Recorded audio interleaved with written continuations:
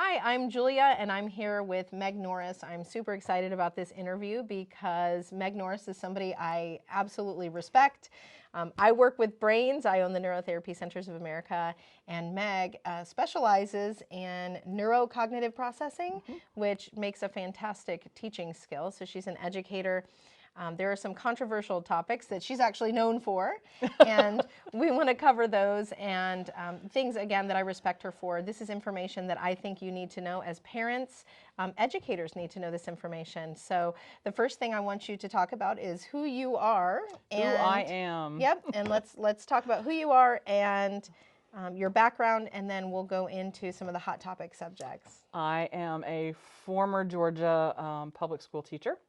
Taught in public ed for a long time, taught for about 18 months with Common Core when it first came in 2012, and noticed issues with my students. I had been working on my doctorate and noticed behaviors that were not typical of my age or my socioeconomic background of my students. So I started doing some research on Common Core and realized what a horrible thing it was. I decided to leave. I wrote a letter to my students explaining to them that why I was leaving, and that the struggles that they were having had nothing to do with them or their brains, that what they were being told, what they were being taught was not conducive to their level of learning.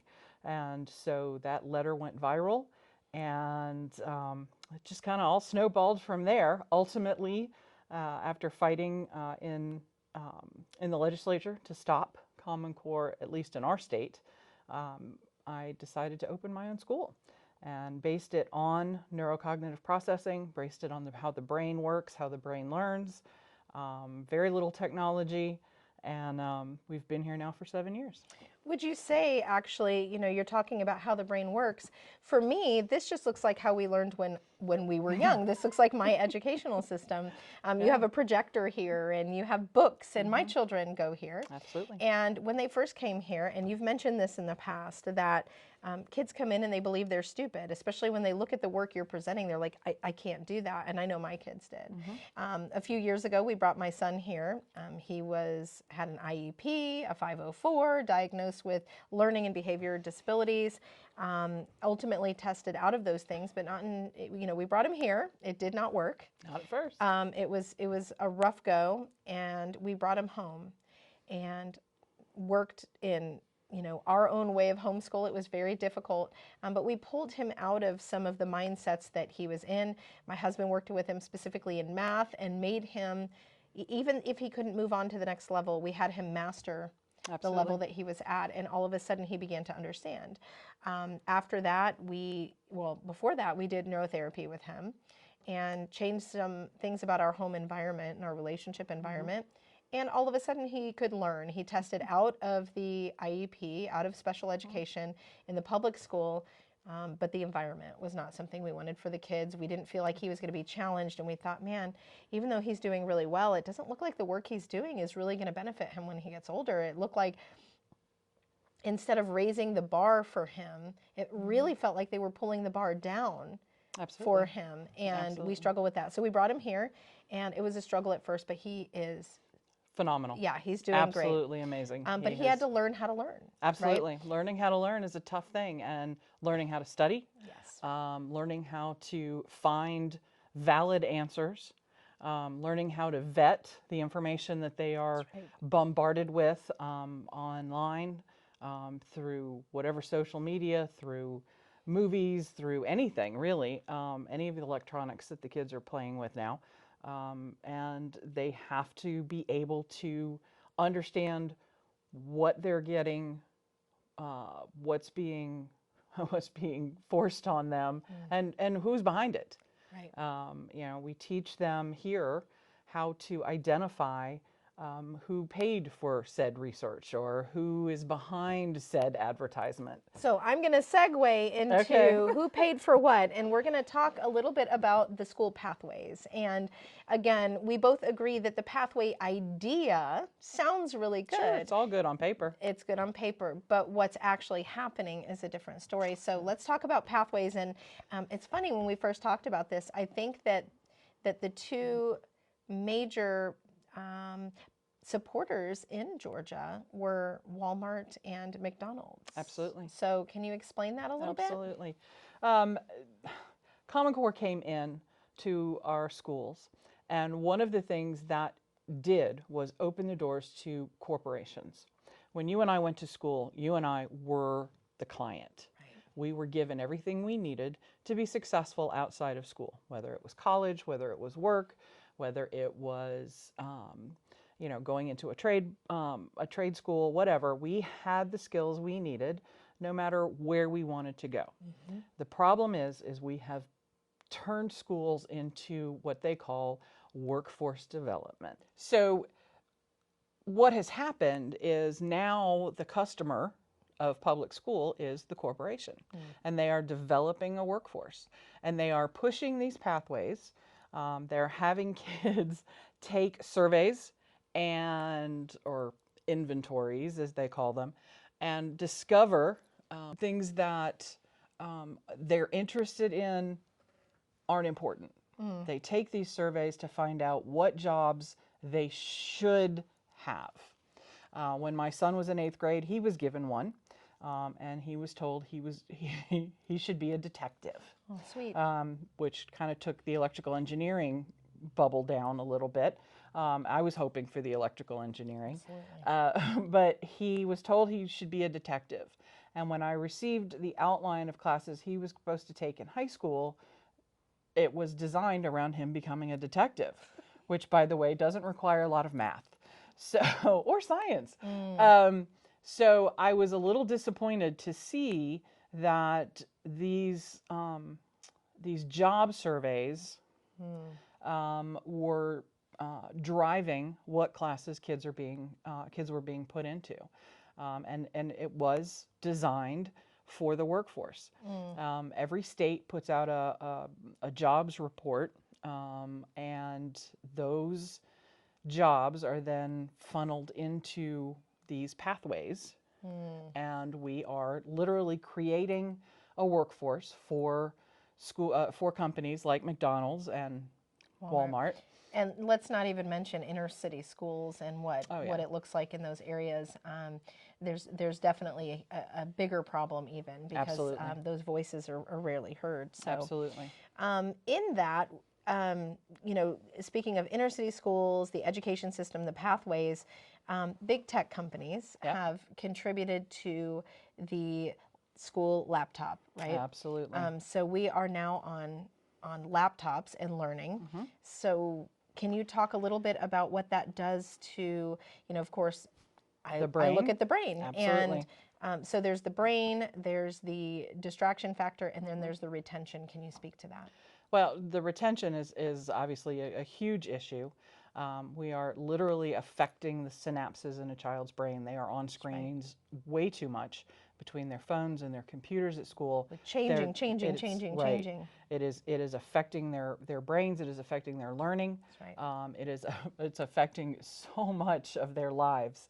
And I have a friend who is a child therapist who first thing she will say to any parent is take away the phone.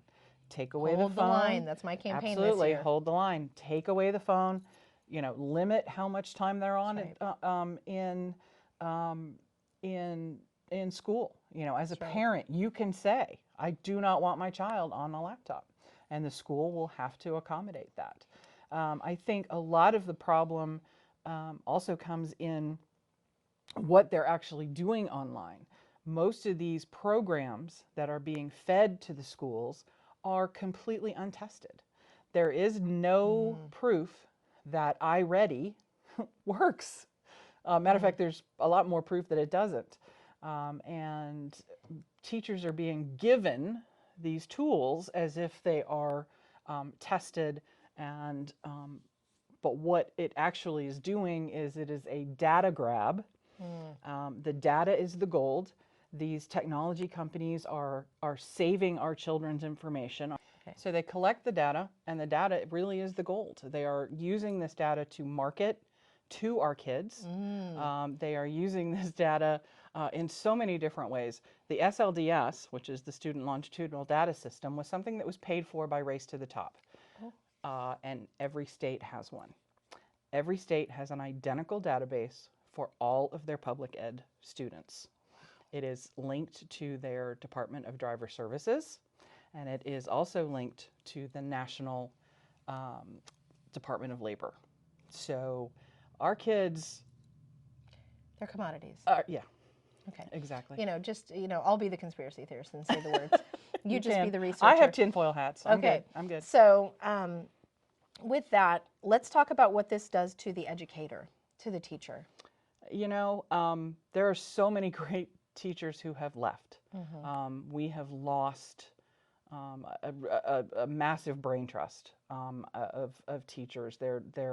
It's heartbreaking to see how many gifted educators have left, because education is now scripted. It is You everyone. don't have to be gifted. No. Okay. And not to put down any of the new teachers coming in that this is all they know. Right. Oh, absolutely. But I know that they're exhausted. But this is not how you teach. Yeah. This is sticking kids on laptops. And that, I think, was the goal way back, was I can to see it. remove the teacher from the classroom, bring in facilitators, and put the kids on laptops.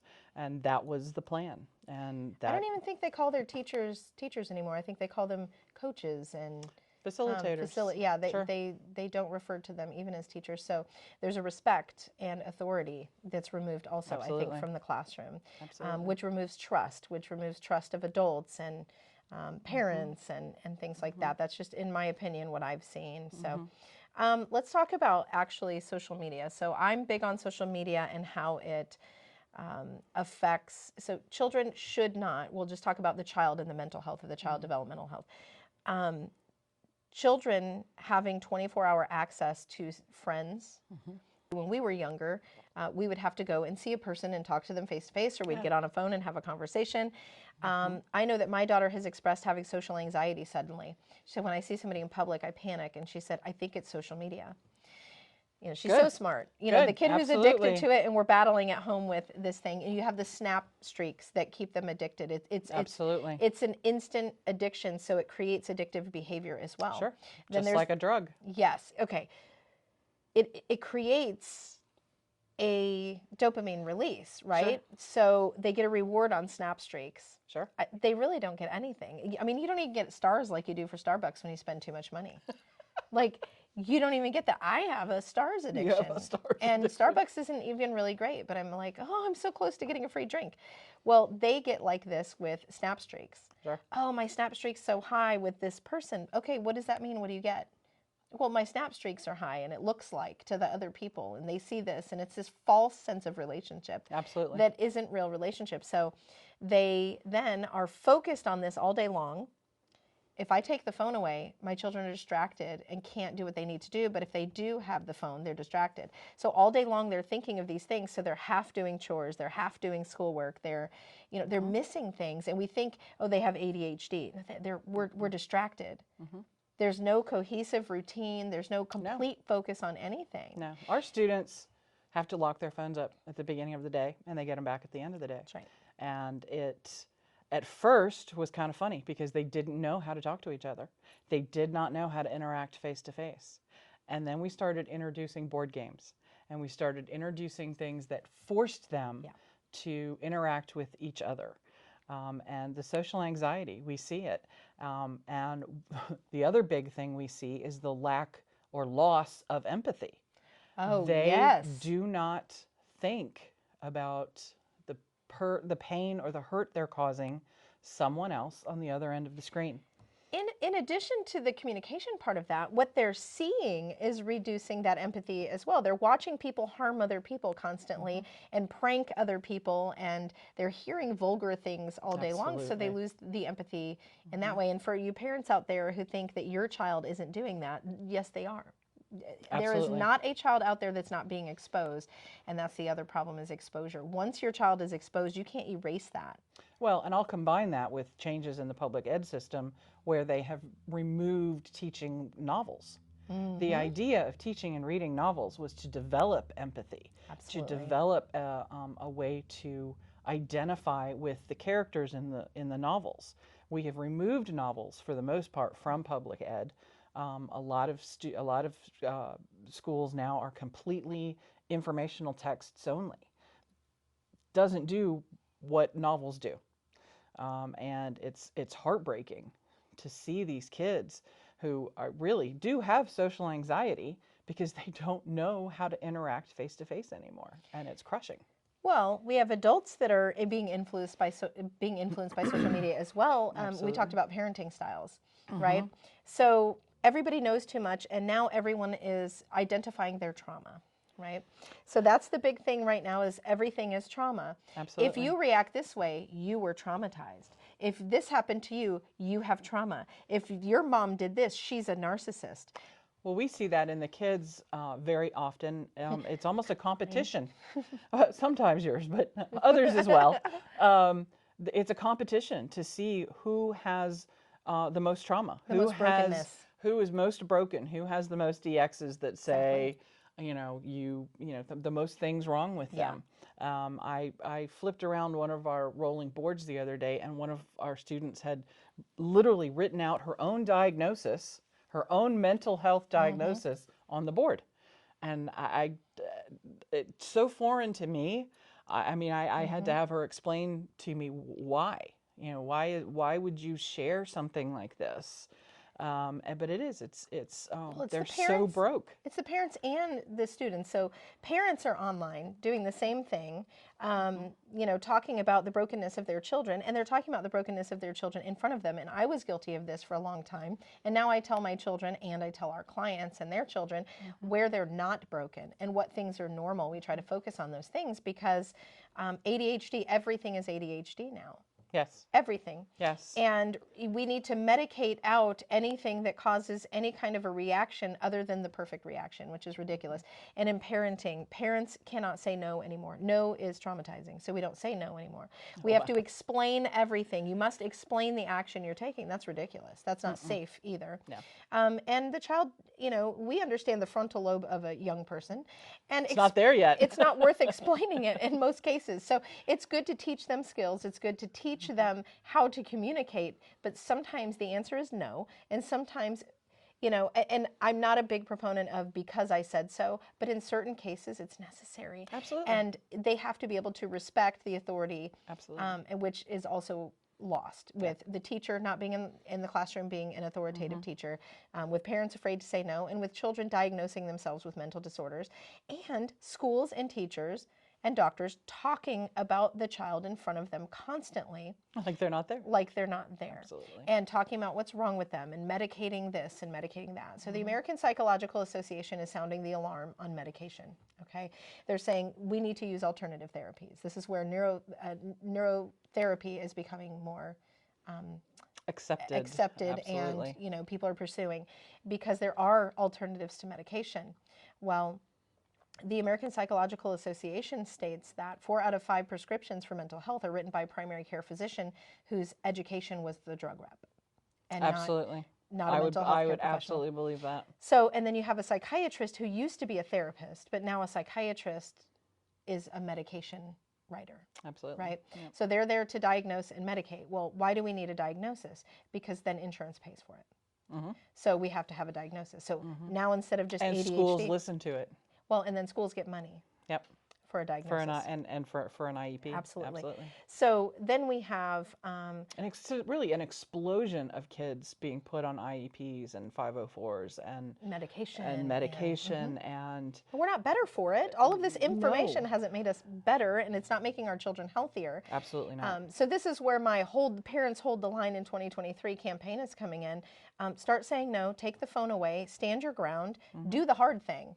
Oh, yeah. Teachers, stand up and do the hard thing. Absolutely. We need the teachers' voices. But again, many of them are just exhausted and they've quit. So The thing I want to, I guess, wrap up with is what can we do from here? What can different people in their states do to get to know what's happening? How did you learn the information you learned about the education? What can be done about it? Where can they show up?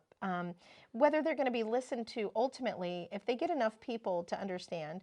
I remember Opt Out Georgia, Yes. which was Still a going platform. strong. Okay, so let's talk about Opt Out Georgia, and let's talk about what people can do. What can an educator do? Well, I Going think forward. the important thing is for parents to understand that they're the boss. Absolutely. And they are the boss in the school. They are the boss at home. They are the boss in the car. And they need to know what's happening in the school system. They need to know what is being used. What are these programs on my child's laptop? Who designed it? Who paid for it?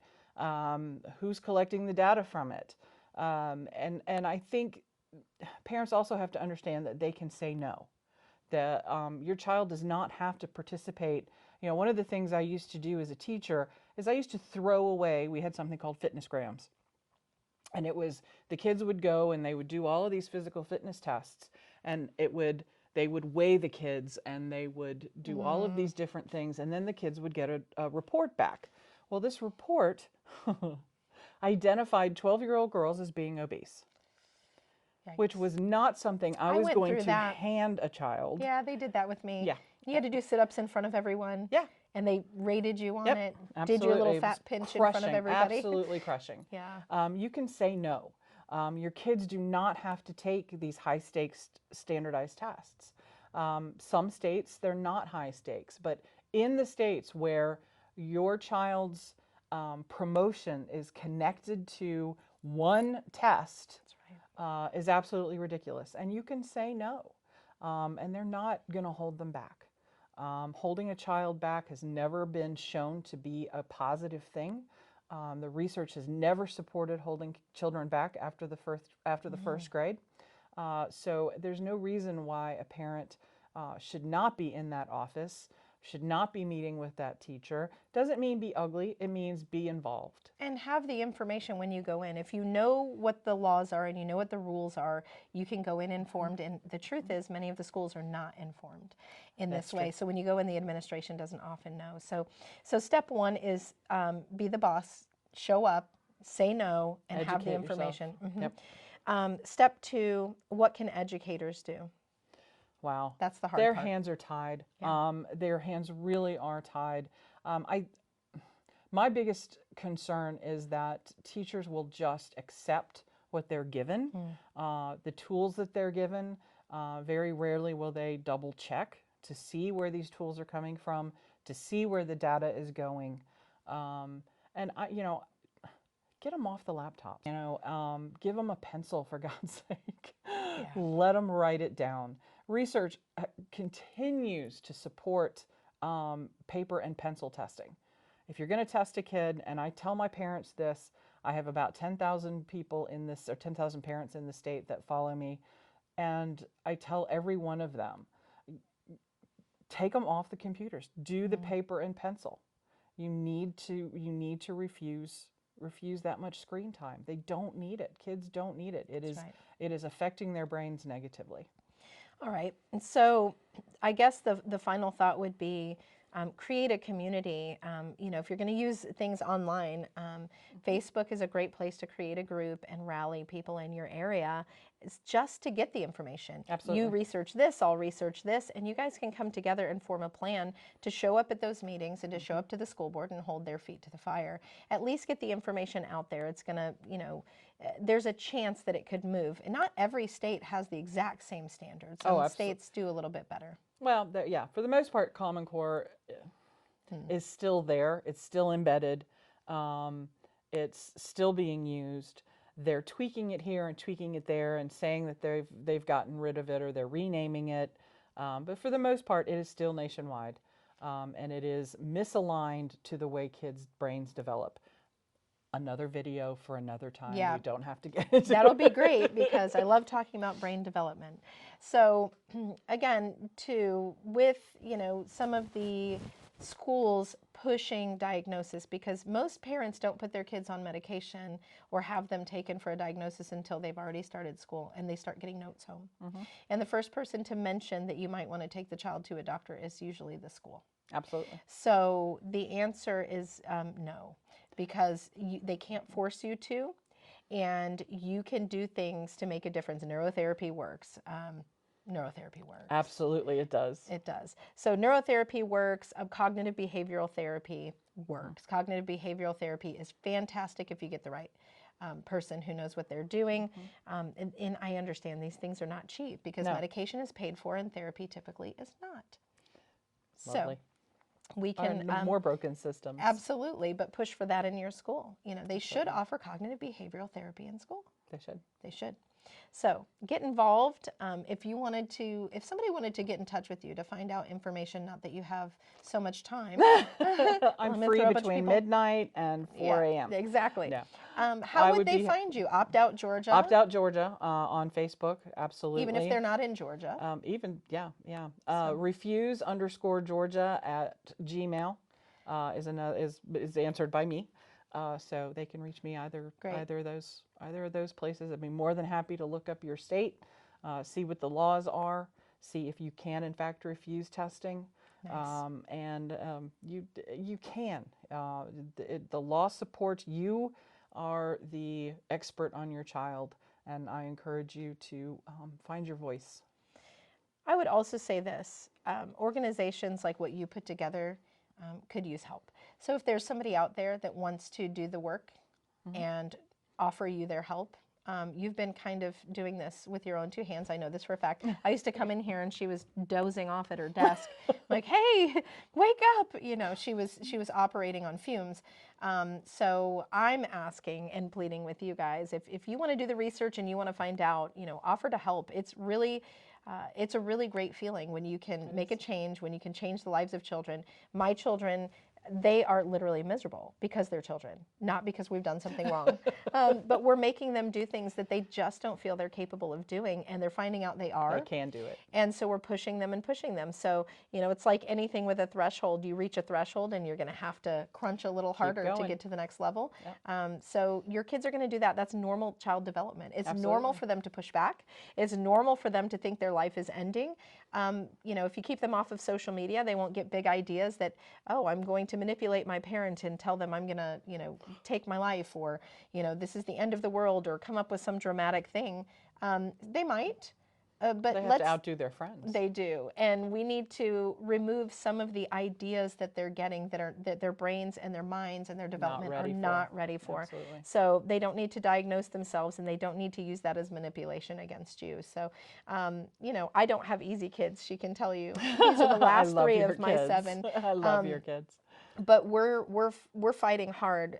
We're putting up the hard fight, and we have to be very involved to make it happen. And I run a business, and I have 3 grandkids, and we take care of a lot of people in the community. But it's worth doing the hard work now. Absolutely. Because our kids hopefully will go on with this knowledge and do something good with it. Absolutely. So. We'd love to open more schools too. Yep. I think. Oh yeah. Schools that work are few and far between. Yeah, because you can only handle how many here? Not many. Yeah, there's just a few spots. I don't have more than 8 per class. So yep, we keep it small, and that's why it works.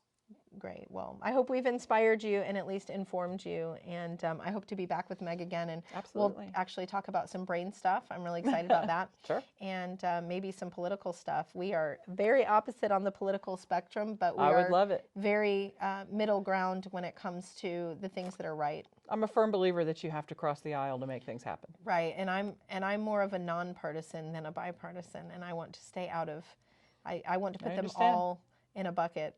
Yeah, and redo. We would all like to set them out to sea. Yes.